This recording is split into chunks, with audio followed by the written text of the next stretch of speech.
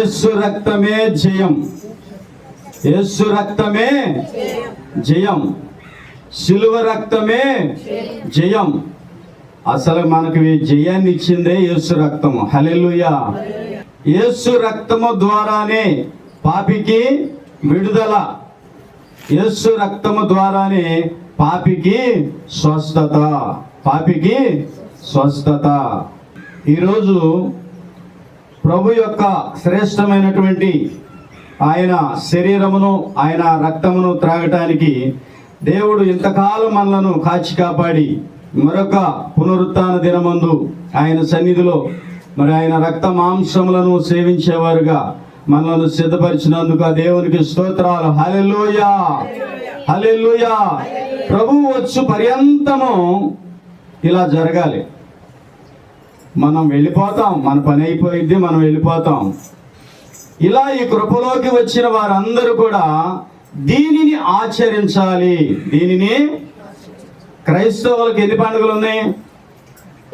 Christmas, రెండోది జనవరి 1, మూడోది శుక్రవారము, నాలుగోది ఈస్టర్. అర్థమవుతుందా? వాటి సంగతి ఏమో నాకు సరిగ్గా తెలియదులే కానీ పులియని రొట్టెల పండుగ, ఏంటిది? పులియని రొట్టెల పండుగ.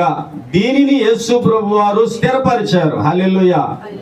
ఈ పులియని రొట్టెల పండుగలో ఆహారంగా ఆయనే పస్కా పశువుగా వధించబడ్డాడు. ఇది చాలు, ఇది పండగ. అర్థమవుతుందా? కొన్ని చోట్ల ప్రతి ఆదివారం చేసుకుంటున్నారు, కొన్ని చోట్ల 2 సార్లు చేసుకుంటున్నారు నెలకి, ఒక్కొక్క చోట మనలాంటి వాళ్ళు ఒకసారి చేసుకుంటున్నారు. ఇది ఏంటిది అంటే పులియని రొట్టెల పండుగ. చాలా జాగ్రత్త, దొరికిందల్లా చేసేద్దామని చూస్తున్నారు. ఎన్ని అనవసరం. మనకు అవసరమైన కొన్ని. మరియా యేసు ప్రభు వారి పాదాల యొద్ద కూర్చొని చక్కగా వింటుంది, ఉత్తమమైన మాటలు వింటా ఉంది. మార్త అనేకమైన పనులు పెట్టుకుంది. ఏం పెట్టుకుంది? యేసు ప్రభు వారు సెలవిస్తా ఉన్నారు, మార్త నీవైతే అనేక విషయాలను గురించి ప్రణాళిక వేసుకున్నావు, కానీ అవసరమైనవి కొన్నే అన్నాడు. ఏమన్నాడు ఆయన ప్రభు? అవసరమైనవి కొన్ని, అవసరమైన వాటిని చేసుకుంటే చాలు దేవుని సన్నిధిలో మనం. కాబట్టి ప్రియులారా, 1 కొరింథీయులకు రాసిన పత్రిక 11వ అధ్యాయము 28వ వచనాన్ని చదువుకుందాం. కాబట్టి ప్రతి మనుష్యుడును తన్ను తాను పరీక్షించుకొనవలెను, అలాగు చేసి ఆ రొట్టెను తిని ఆ పాత్రలోనిది త్రాగవలెను. ప్రభు శరీరమని వివేచింపక తిని త్రాగువాడు తనకు శిక్షా విధి కలుగుటకి తిని త్రాగుచున్నాడు. పరిశుద్ధాత్మ దేవుడు మనకు ఏమని బోధిస్తా ఉన్నాడంటే, కాబట్టి ప్రతి మనుష్యుడు తను తాను పరీక్షించుకోవలెను. మనలను మనమే పరీక్షించుకోవాలి. వాళ్ళు వీళ్ళు విమర్శించటం పక్కన పెట్టండి, మనలను మనమే విమర్శించుకోవాలి. పరిశుద్ధ బల్ల మీద దేవుడు సిద్ధపరిచినటువంటి ఆ శ్రేష్టమైనటువంటి ఆయన ఇచ్చినటువంటి ఆ రొట్టెని ద్రాక్షారసాన్ని ఆయన శరీరముగా ఆయన రక్తముగా ఆయనే ప్రకటించాడు. హల్లెలూయా. యేసు ప్రభువారే ఇది నా శరీరమును రొట్టెని, ఇది నా రక్తము అని ద్రాక్షారసమును ఆయనే ప్రకటించారు. ఆయన ప్రకటించిన తర్వాత అది అలాగే ఉండునుగాక. హల్లెలూయా. మేము ప్రార్థన చేస్తే అదేమి, పాస్టర్ గారు ప్రార్థన చేస్తే రొట్టె మాంసం అవుద్దా? పాస్టర్ గారు ప్రార్థన చేస్తే ద్రాక్షారసం రక్తం అవుద్దా? ఇవన్నీ యేసు ప్రభు వారే దానిని సిద్ధపరిచారు. హల్లెలూయా. ఆ రొట్టెను శరీరంగా ఆయనే పలికారు, ఆ ద్రాక్షారసమును రక్తముగా ఆయనే పలికారు. ఆయన పలికారు కనుక అది జరుగుద్ది. కాబట్టి ప్రతి మనుష్యుడు ఏం చేయాలంట? ప్రభు శరీరం అని వివేచింపక తిని త్రాగువాడు తనకు శిక్షా విధి కలుగుటకే తిని త్రాగుచున్నాడు. ఇదేంటి అయ్యగారు ప్రార్థన చేశాడు? శరీరం అంటున్నాడు, ద్రాక్షారసం ఇది రక్తం అంటున్నాడుగా. ఇష్టానుసారంగా తలంపులతో ఆలోచనలతో తిని త్రాగే వాళ్ళు ఉంటారంట. ఎలా ఉంటారు? ఇది ప్రభువు శరీరం అని వివేచించి తీసుకోవాలని ప్రభువే సెలవిస్తా ఉన్నాడు. ఇది ప్రభువు రక్తం అని ప్రభువే చెప్పారు కనుక నువ్వు ఇది ప్రభువు రక్తం అని తీసుకోవాలి. ఇలా తీసుకోకుండా నీ ఇష్టానుసారంగా ఇది రొట్టెలే, ఇది ద్రాక్షారసమేలే, మా పాస్టర్ గారు ఇచ్చారులే, మా పాస్టర్మ్మ గారు ఇచ్చారులే, రొట్టెలే రసమేలు అనుకో, నువ్వు తిని తాగుతా ఉన్నావు అనుకో, నీ మీదకి పెద్ద గిఫ్ట్ వచ్చుద్ది. ఏంటిది పెద్ద గిఫ్ట్? ఏమని వచ్చుద్ది అంటే ఇక్కడ కింద రాసి ఉంది చూడండి. తిని త్రాగువాడు తనకు శిక్షావిధి కలుగుటకే తిని త్రాగుచున్నాడు, ఇందువలననే మీలో అనేకులు బలహీనులను రోగులను అయి ఉన్నారు, చాలా మంది నిద్రించుచున్నారు. ఏం జరుగుతుందంట? దానిని మనము ఎలా తీసుకోవాలంట? వివేచన కలిగి తీసుకోవాలి. ఎలా? వివేచించి. ఏంటి వివేచం? నేను సేవకుడిగా ఉన్నాను, నేను ప్రార్థించినంత మాత్రాన అది ప్రభు శరీరంగా మారదు. నేను సేవకుడిగా ఉన్నాను, నేను ప్రార్థించినంత మాత్రాన అది రక్తముగా మారదు. ఎవరు దానిని రక్తముగా శరీరముగా మార్చారంటే మన రక్షకుడైనటువంటి యేసుక్రీస్తు వారే దానిని మన కోసము సిద్ధపరిచారు. హల్లెలూయా. కాబట్టి నేను ఇచ్చానని మీరు తీసుకోవకండి.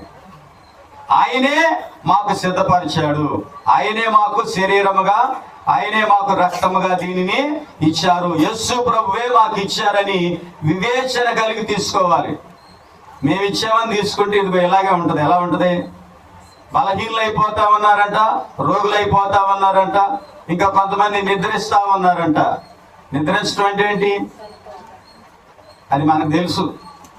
కాబట్టి ప్రియులారా, ఈ ప్రభు యొక్క శరీరాన్ని తీసుకునేటటువంటి వారు ఎలా ఉండాలంట? ఎలా ఉండాలి? వారిని వారే తమ్మును తామే పరీక్షించుకొనవలెను. అంటే ఏంటి?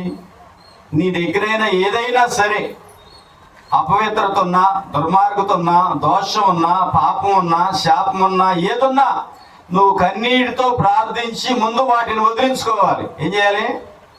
యథార్థ హృదయంతో, కడగబడినటువంటి హృదయంతో, శుద్ధ హృదయంతో నువ్వేం చేయాలంట? ప్రభు యొక్క శరీరమును, ప్రభు యొక్క రక్తమును నీవు త్రాగవలెను. ఇలా కాకుండా నీ ఇష్టానుసారంగా తినేయటం తాగేయటం, తినేయటం తాగేయటం, తినేయటం తాగేయటం చేస్తాం అనుకో, అర్థమవుతుందా? రోగులు ఎక్కడికి వెళ్తారు? హాస్పిటల్కి వెళ్తారు. ఎక్కడికి వెళ్తారు? బలహీనలు ఎక్కడికి వెళ్తారు?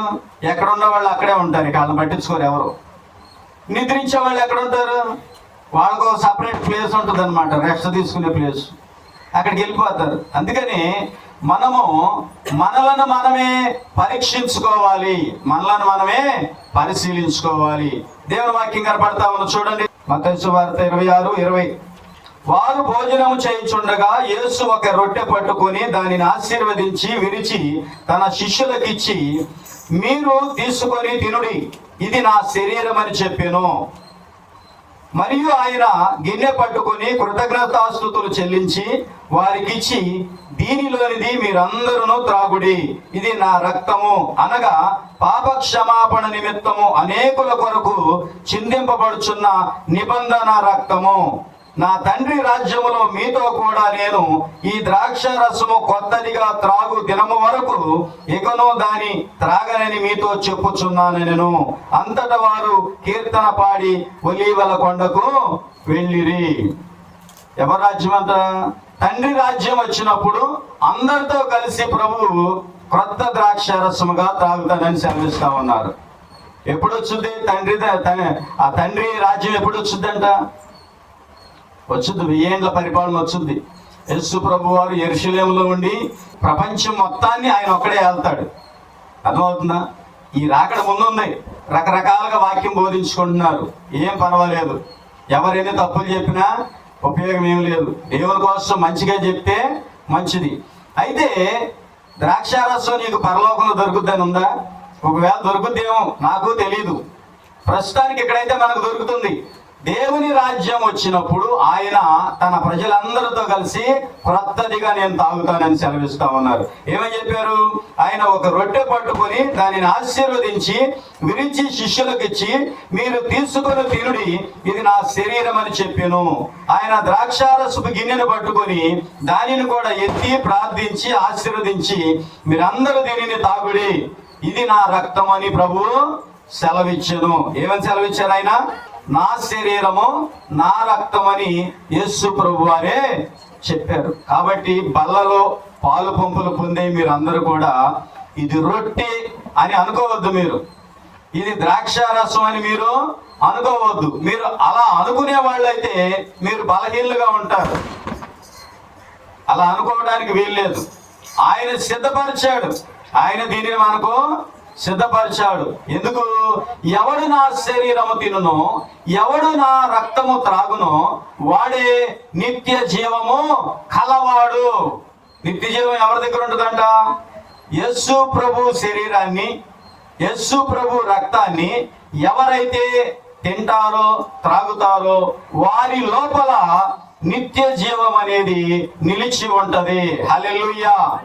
మార్కు సువార్త 14వ అధ్యాయము 22వ వచనం దగ్గర నుంచి 25 వరకు చదువుతాను.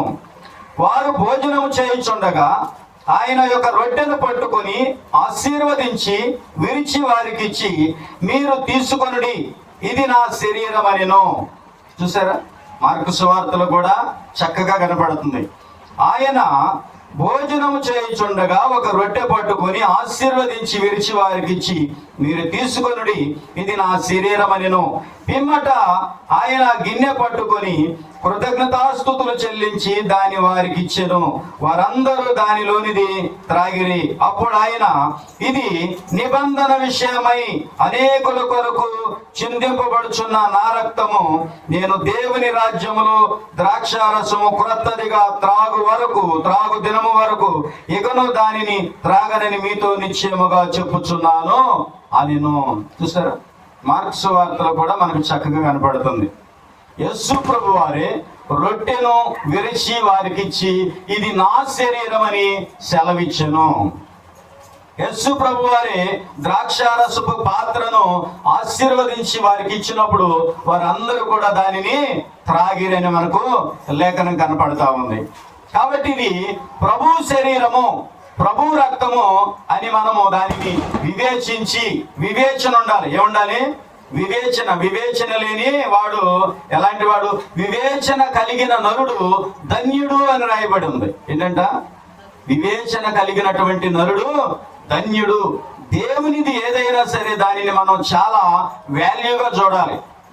దేవుని మందిరంలో ఉన్న చీపిరి కట్టనైనా మనము విలువగానే చూడాలి. మనకంటే అదే బెటర్. ఏది? దేవుని మందిరాన్ని ఏం చేస్తా ఉంది? శుభ్రం చేస్తా ఉంది. మనకంటే అదే బెటరు. మనం ఎటో పనులకు వెళ్ళిపోతాం, కుదిరిన రోజు వస్తాం, కుదిరిన రోజు రాలేం.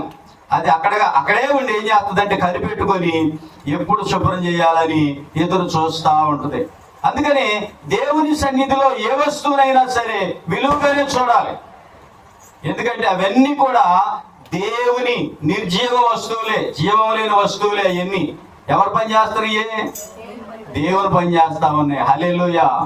కాబట్టి ప్రియులారా, ఈ దేవుని సన్నిధిలో ప్రభువు మనకి వాగ్దానం చేసి ఇచ్చినటువంటి ఈ ఆహారం కూడా ఎలాంటిదో తెలుసా? మనకు నిత్య జీవాన్ని ఇచ్చేది. ఏమిస్తుందో? మనకి నిత్య జీవాన్ని ఇస్తా ఉంది. ఏంటిది? ఆయన శరీరము రొట్టె, ఆయన రక్తము ద్రాక్షారసం. మనకి ఏమిస్తా ఉన్నాయి అంటే నిత్య జీవానికి వారసులుగా మనల్ని బ్రతికిస్తా ఉన్నాయి. హల్లెలూయా. యోహాను సువార్త 10వ అధ్యాయంలోకి వస్తే ఇక్కడ కొన్ని మాటలు కనపడతా ఉన్నాయి. 11వ వచనం దగ్గర నుంచి చదువుకుందాం. నేను గొర్రెలకు మంచి కాపరిని, మంచి కాపరి గొర్రెల కొరకు తన ప్రాణమును పెట్టును. ఏంటంట? మంచి కాపరి ఏం చేస్తాడు? తన గొర్రెల కొరకు తన ప్రాణమును పెట్టును. ఎవరైనా ఈ మంచి కాపరి తన ప్రజల కోసము, తన శిష్యుల కోసము తన ప్రాణాన్ని పెట్టడానికి వెళ్లే ముందు ఆయన ఈ ఆహారాన్ని, సిద్ధపరిచారు. అర్థమవుతుందా? ఎప్పుడు దీన్ని సిద్ధపరిచింది? ఈ ఈ ఈ ప్రజల కోసము, ఈ గొర్రెల కోసము, మన కోసము ఆయన శిలువ యాగానికి వెళ్లే ముందు ఈ ఆహారాన్ని మన కోసం సిద్ధపరిచారు. ఏం చేశారు ఆయన? ఈ ఆహారాన్ని మన కోసం సిద్ధపరిచారు. ఏం పెట్టాడంటే ఆయన మన కోసం ప్రాణమునే పెట్టాడు. ఏం పెట్టాడు ఆయన? ప్రాణము. ఎవరన్నా పెట్టగలుగుతారా? మంచి వాళ్ళ కోసం కూడా ప్రాణం పెట్టేవాళ్ళు లేరు. ఒకవేళ మంచి వాళ్ళు దొరికితే వాళ్ళ ప్రాణమే తీసేవాళ్ళు ఉన్నారు. మంచి వాళ్ళ కోసం ప్రాణం పెట్టేవాళ్ళు ఎవరు లేరు. ఒకవేళ మంచి వాళ్ళు కనుక దొరికితే ఆ మంచి వాళ్ళ ప్రాణం తీసేవాళ్ళు చూడండి. చాలా మందిని మనం రోజు చూస్తా ఉన్నాం, యూట్యూబ్లో కానీ ఎక్కడైనా సరే. రోజుకి కొన్ని ప్రాణాలు పోతా ఉంటున్నాయి. అన్యాయంగా చచ్చిపోతా ఉన్నారు. వాళ్ళ చేతుల్లో వీళ్ళ చేతుల్లో అన్యాయంగా చంపబడతా ఉన్నారు. కాబట్టి ఆయన ఎవరి కోసం ప్రాణం పెట్టాడు? ఎవరైతే ఆయనను విశ్వసిస్తారో, ఎవరైతే ఆయనను అంగీకరిస్తారో వారందరూ ఆయనను విశ్వసించడం ద్వారా దేవునికి కుమారులు అవుతారు. ఈ దేవునికి కుమారులు కుమార్తెలుగా అయిన వారి కోసము ఆయనే ప్రాణం పెట్టి ఆయన శరీరమును ఆయన రక్తమును ఆహారముగా నిత్య జీవానికి వారసులుగా వారికి సిద్ధపరిచాడు. చూడండి, ఇంకొక వాక్యాన్ని చదువుకుందాం.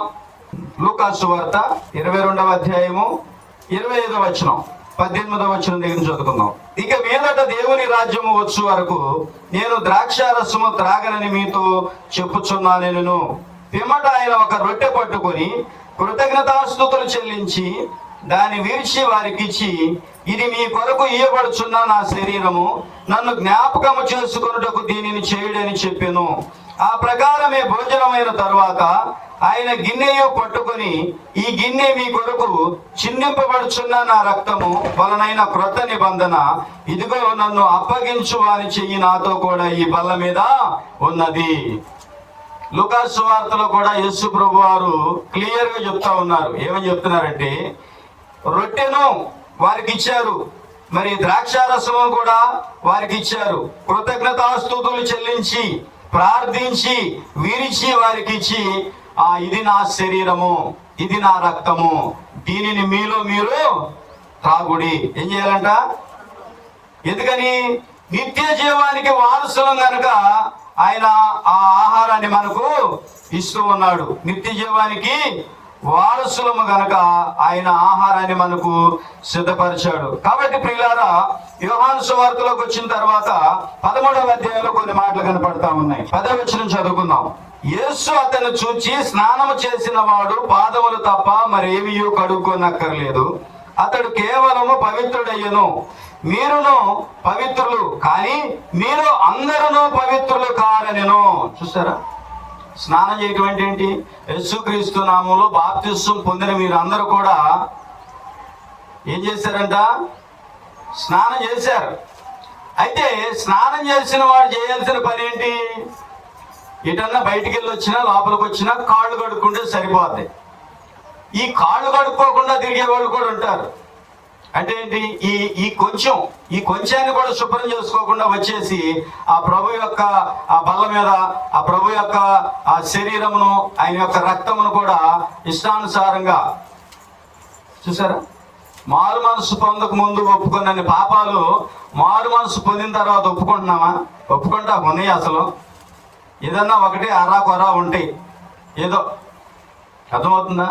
ఇక్కడ ఏమంటున్నాడంటే ప్రభు వారు, ఇదిగో శుభ్రంగా స్నానం చేశారు, మీరు పాదాలు కడుక్కుంటే సరిపోతుంది, పాదాలు కడుక్కుంటే సరిపోతుంది. అయితే మీలో అందరూ పవిత్రులు కాదు. ఎవరు? ఇస్కరియోతు యోధ ఎలాంటి వాడంట?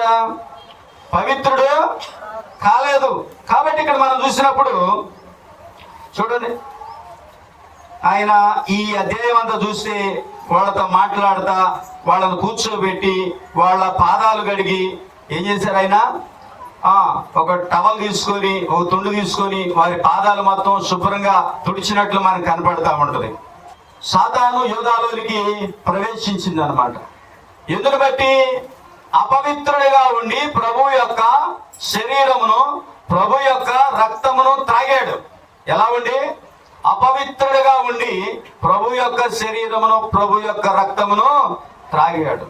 త్రాగటాన్ని బట్టి ఏం జరిగిందంటే, వీడు దేవుని మాటకు లోబడేవాడు కాదు గనుక సాతాను వానిలోనికి ప్రవేశించెను. సాతాను వానిలోనికి ప్రవేశించెను. ఎంత చక్కగా కనపడుతుంది వాక్యం. అందుకే అన్నాడు, ప్రతి వాడు కూడా ప్రభు యొక్క శరీరమును, రక్తమును త్రాగేటప్పుడు, తినేటప్పుడు వారిని వారు విమర్శించుకోవాలి, వాళ్ళను వాళ్ళు శుద్ధీకరించుకోవాలి, వాళ్ళను వాళ్ళే పరీక్షించుకోవాలి. నిజంగానే ఆయన కూర్చోబెట్టి వారి పాదాలన్నీ కడిగినప్పుడు యోధా పాదాలు కడగలేదా? కడిగాడు కదా. 12 మంది పాదాలు కడిగాడు, పాదాలు కడిగించుకున్నాడు. అర్థమవుతుందా? హృదయం ఎలా ఉంది? బేరం. ఎలా ఉంది? బేరం. అపవిత్రుడిగా ఉన్నాడు. అపవిత్రుడిగా ఉండి ప్రభు యొక్క బల్ల మీద చేతులు ఉంచాడు. చివరికి ఏం దొరికిందంటే, సాతానే వాడిలోనికి ప్రవేశించేశాడు.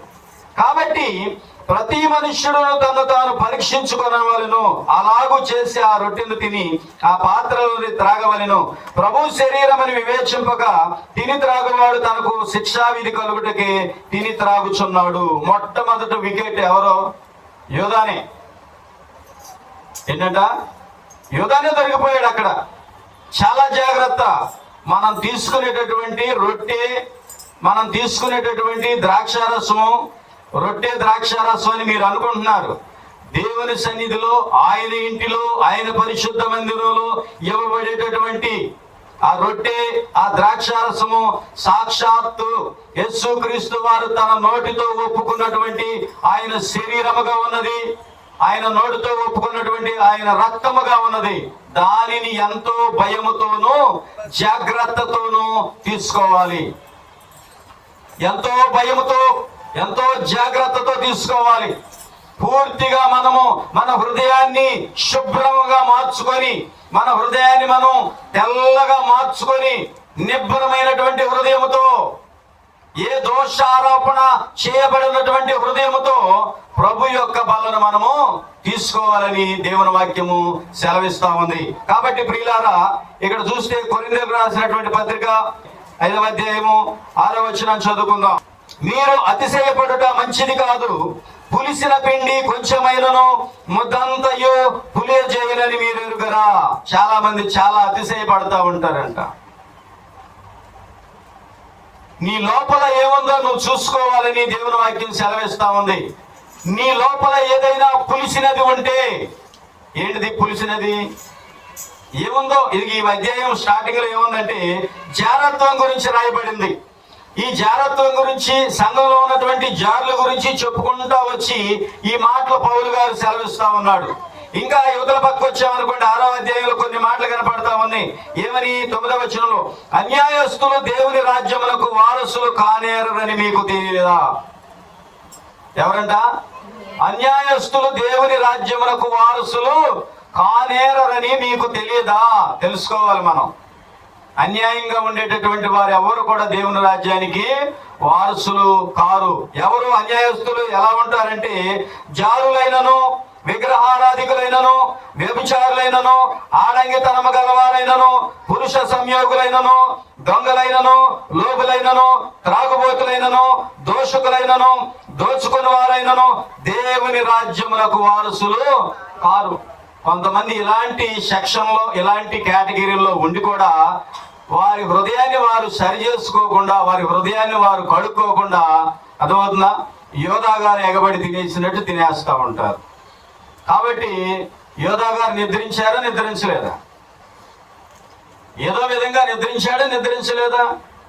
యోధా గారిలోనికి సాతాను ప్రవేశించిందా? ప్రవేశించలేదా? అందుకని ఈ బల్ల తీసుకునేటటువంటి రోజు మిమ్మల్ని మీరు పూర్తిగా మీ హృదయాన్ని, మిమ్మల్ని అంటే పై శరీర స్నానం గురించి కాదు, మీ హృదయాన్ని లోపల మీ ఆత్మకు పట్టినటువంటి మహిళని కూడా మీరు శుభ్రంగా కడుక్కోవాలంట. ఎలా కడుక్కోవాలి? వినుట వలన విశ్వాసము కలుగును. నువ్వు వింటే ఆ మాట చెవులోకి వెళ్ళుద్ది. చెవిలోకి వెళ్ళిన మాట హృదయం దగ్గరికి వెళ్ళుద్ది, అంతే. చాలా మందికి ఉపయోగం ఉండదు. హృదయం దగ్గరికి వెళ్ళిన వాక్యము హృదయం తెరవబడితే ఆత్మలోకి వెళ్ళుద్ది. ఎక్కడికి వెళ్ళుద్ది? హృదయం తెరవబడితే ఆత్మలోకి వెళ్ళుద్ది. లూదియా హృదయం తెరవబడింది, అర్థమవుతుందా? లక్ష్యం ఉంచింది, దేవుని మాటలు యందు లక్ష్యం ఉంచింది. లక్ష్యం ఉంచడాన్ని బట్టి దేవుడు ఏం చేశాడంటే హృదయాన్ని తెరిచాడు. అప్పుడు వాక్యం ఎక్కడి నుంచి ఎక్కడికి వెళ్ళింది? చెవిలోకి వెళ్ళింది, హృదయంలోకి వెళ్ళింది, పూర్తిగా ఆత్మలోకి వెళ్ళిపోయింది. చాలా మందికి వాక్యము హృదయం దగ్గరికి వెళ్ళి వెనకొచ్చేస్తుంది, ఎందుకంటే తెరవబడలేదు కదా హృదయం. వాక్యం చాలా మంది దగ్గర ఎందుకు నిర్వీర్యంగా మారిపోతుందంటే హృదయం తెరవబడట్లా. హృదయం తెరవబడాలి. హృదయం తెరవబడితేనే వాక్యం ఆత్మలోకి వెళ్ళుద్ది. కాబట్టి కన్నులు తెరవబడినటువంటి స్థితిలో కొంతమంది ఉంటారు. మామూలు కళ్ళు కనపడుతున్నాయి, అది కాదు, ఆత్మ కళ్ళు ఉన్నాయి. ఏమున్నాయి? అసలు ఆత్మ మన శరీరంలో నుంచి ఎటు నుంచి చూస్తామంటే చెప్పండి. ఈ శరీరం కేవలం ముట్టిదే. ఇందులో నుంచి ఆత్మ వెళ్ళిపోతే ఆ శరీరం అక్కడే ఉంటది. ఈ శరీరాన్ని నడిపించేది, ఈ శరీరానికి కావలసిందంతా సిద్ధం చేసేదంతా ఆత్మే. ఈ కన్నుల్లో నుంచి ఆత్మ చూసి నడిపిస్తూ ఉంటది. ఆత్మ దేహాన్ని, నా దేహాన్ని విడిచిపెట్టి వెళ్ళిపోయింది అనుకోండి, ఈ దేహం ఇక ఒట్టిదే. ఇన్ని రకాల ఎలక్ట్రికల్ వస్తువులు ఉన్నాయి, కరెంటు పోయింది అనుకోండి, ఇవన్నీ వేస్టే. నాలో ఉన్న ఆత్మ వెళ్ళిపోయింది అనుకోండి, నా శరీరంలో ఎన్ని మంచి అవయవాలున్నా, ఎంత రంగున్నా, ఎంత అందగాడినైనా, అర్థమవుతుందా, ఎంత ఆటగాడినైనా, పాటగాడినైనా, ఎంత నటన కలిగిన వాడినైనా సరే నేను వేస్టే. మనం కాపాడాల్సింది మన శరీరాన్ని కాదు, మన శరీరాన్ని ధరించుకొని ఉన్నటువంటి ఆత్మను మనం కాపాడాలి. అర్థమవుతుందా? ఈ శరీరం ఏముందండి, ఈ ఆత్మ విడిచిపెట్టంగానే ఒక రోజు 2 రోజుల్లో దీన్ని ఎక్కడ పంపించాలి అక్కడ పంపించేస్తారు. నిరంతరం నివసించేది ఆత్మ. ఆత్మని ఎక్కడికి పంపిద్దాం అనుకుంటున్నా, చాలా మంది ఎటొకటి బాధలు అనుకుంటున్నారు. ఎక్కడికి వెళ్ళనివ్వరు, వాళ్ళు పట్టుకుంటారు, జాగ్రత్తగా తీసుకెళ్ళి ఎక్కడ ఉంచాలి అక్కడ ఉంచుతారు. కాబట్టి ప్రియులారా, ఈ దేవుని వాక్యం ఏమని సెలవిస్తా ఉందంటే, మీరు పులిపిండి లేని వారు గనక క్రొత్త ముద్ద ఒకటకై ఆ పాతదైన పులిపిండిని తీసి పారవేయుడి. పులిపిండి అంటే ఏంటి? ఏయో చెడు అలవాట్లు ఉన్నాయి మనలో, ఏయో చెడు ఇష్టాలున్నాయి మనలో, ఏయో చెడు కోరికలు ఉన్నాయి మనలో. అవి ఏం చేస్తాయంటే నిన్ను పూర్తిగా పుల్లగా మార్చేస్తాయి. అర్థమవుతుందా? పులుపు దేనికి సాదృశ్యంగా ఉంది? పాపానికి సాదృశ్యంగా ఉంది పులుపు. చేదు దేనికి సాదృశ్యంగా ఉంది? అలాగే చీకటి దేనికి సాదృశ్యంగా ఉంది? కాబట్టి ఇక చెప్తున్నటువంటి మాట ఏంటంటే, మీరు పులిపిండి లేని వారు కనుక క్రొత్త ముద్ద ఒకటకై ఆ పాతదైన పులిపిండిని తీసి పారవేయుడి. అంతేకాక క్రీస్తు అను మన పస్కా పశువు వధింపబడును. హల్లెలూయా. మనం బల తీసుకుంటున్నామంటే క్రీస్తే పస్కా పశువుగా వధించబడ్డాడు. మనకు ఆహారంగా ఆయనే అందుతా ఉన్నాడు. ప్రతి బల్ల రోజు, ప్రతి మందిరంలో, ప్రతి చర్చిలో యేసు ప్రభుని ఆరాధించే ప్రతి మందిరంలో ఈ బల్ల రోజే పండగ. యేసు ప్రభు వారు నియమించిన పండగ ఏంటిదంటే ఇదే పండగ. ఏంటిది? ఇదే పండగ. పులియన రొట్టెతో పండుగ. ప్రతి వారు బలం తీసుకునేవారు ఎవరు ఎక్కడున్నారంటే పులియన రొట్టెల పండుగలో ఉన్నారు, పస్కా పండుగలో వీరు ఉన్నారు. ఇక్కడ మనం చూసామనుకోండి, మార్కు సువార్తలో కనపడుద్ది. అర్థమవుతుందా? ఎప్పుడు ఆయన యెరూషలేములోకి వచ్చారంటే ఈ పులియన రొట్టెల పండుగ సమీపించినప్పుడు ఆయన దగ్గరికి వచ్చారు. ఎందుకు దేవుని వాక్యం చాలా జాగ్రత్తగా నిన్ను నువ్వు పరీక్షించుకొని చెప్తుందంటే, అసలు ఈ పులియన రొట్టెను తినాలి అంటే, అర్థమవుతుందా, ఈ పులియన రొట్టెను ఈ పండుగ ఆచరించాలంటే ఒక గొర్రె పిల్ల కావాలి. ఆ గొర్రె పిల్లని దాదాపు ఒక 14-15 రోజులు పరీక్షించాలి. దాని యందు ఏ దోషం లేదనుకున్న తర్వాతే దానిని పులిని పస్కా పశువుగా వధించాలి. మరి ప్రభువులో ఏమి లేదు, పుల్లతనం ఏమీ లేదు. అర్థమవుతుందా? పరిశుద్ధ గ్రంథంలో తేనెను మంచిదానికి యాక్సెప్ట్ చేయాల. జార స్త్రీ పెదవుల నుండి తేనె కారును అన్నారు. తేనె చాలా విలువైందే, కానీ తేనె అర్థమవుతుందా, యాక్సెప్ట్ చేయాల. ఇటు అలాగే పుల్లదనం ఏంటిది, తేనెలో ఏమొచ్చేస్తుందంట తెలియకుండా పులుపు వచ్చేస్తుందంట. మరి ప్రభువులో ఏ పులుపు లేదు. మరి ప్రభు శరీరాన్ని, ప్రభు రక్తాన్ని తీసుకునేటటువంటి మనం కూడా ఎలా ఉండాలని దేవుని వాక్యం చెప్తుందంటే, మనము కూడా పులుపు లేని వారంగా ఉండాలంట. ఎలా ఉండాలి? పులిపిండి లేని వారంగా మనము ఈ పండుగను ఆచరించాలంట. కాబట్టి ప్రియులారా, ఈ మత్తయి సువార్తలో చదివిన, మరి మార్కు సువార్తలో చదివిన, లూకా సువార్తలో చదివిన, యోహాను సువార్తలో చదివిన పులిపిండిని కలిగి ఎవరు ఉన్నారంటే యోధా ఇస్కరియోతు ఉన్నాడు. ఎలా ఉన్నాడు? దుర్మార్గత, దుష్టత్వము. ఏంటంట? దుర్మార్గతతో, దుష్టత్వంతో. ఇలా తీసుకోవడాన్ని బట్టి మనకు నష్టమే జరుగుతుందని దేవుడు తెలియపరుస్తూ ఉన్నాడు. అనేకులు వ్యాధిగ్రస్తులు అవుతా ఉన్నారు, అనేకులు రోగులు అవుతా ఉన్నారు, అనేకులు నిద్రిస్తున్నారు. కాబట్టి మనలను మనమే విమర్శ చేసుకుందాం, మన హృదయం మన మీద దోషారోపణ చేయకూడదు అని చెప్తున్నాడు. కాబట్టి ఈ 3 సువార్తలు 4 సువార్తల్లో కూడా యేసు ప్రభు వారు ఏమని సెలవిచ్చారంటే, ఆయన రొట్టెను ఎత్తి కృతజ్ఞతాస్తుతులు చెల్లించి, ఇదిగో నా శరీరము, దీనిని మీలో మీరు పంచుకొని తినుడి అని ఇచ్చాడు.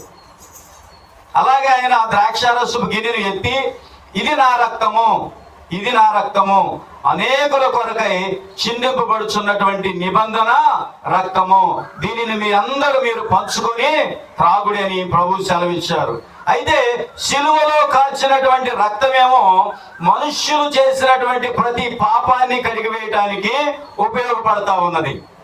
ఇప్పుడు ఈ రక్తము, ఈ శరీరం ఎందుకు ఉపయోగపడతా ఉందంటే, ఆయనను ఎంతమంది అయితే అంగీకరించారో, ఎంతమంది అయితే ఆయన శిలువ రక్తంతో పాపాలను కడుక్కున్నారో, ఆ శుద్ధించబడిన లేదా శుద్ధీకరించబడినటువంటి వారందరూ కూడా ఈ శరీరమును, ఈ రక్తమును తాగి నిత్య జీవానికి వారసులుగా ఉన్నారు. ఎలా ఉన్నారు?